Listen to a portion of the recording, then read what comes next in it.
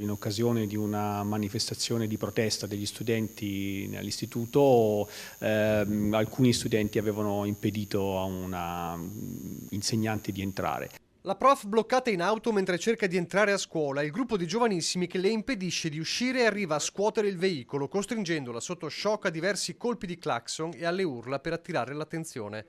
È il 24 ottobre scorso all'istituto Barsanti di Castelfranco e quella che era nata come una manifestazione di protesta sfocia in un'aggressione che vede coinvolti soprattutto 3 studenti tra i 14 e i 16 anni che ora vedono pagare cara la bravata. Denuncia e segnalazione alla Procura dei minori per violenza privata.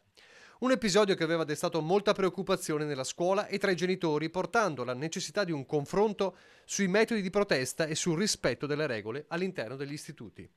Lo sciopero era stato organizzato per esprimere il dissenso contro la decisione della scuola di modificare l'orario della ricreazione, ma al momento di metterla in atto i 3 giovanissimi hanno superato i limiti.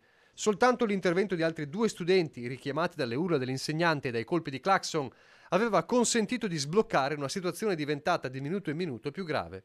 A incastrare i responsabili, come spesso accade, anche la loro voglia di mettersi in mostra in rete. Attraverso le immagini che tra l'altro erano state pubblicate poi dagli stessi studenti su YouTube siamo riusciti a risalire a questi 3 giovani. La loro posizione sarà voltata dalla procura dei minorenni.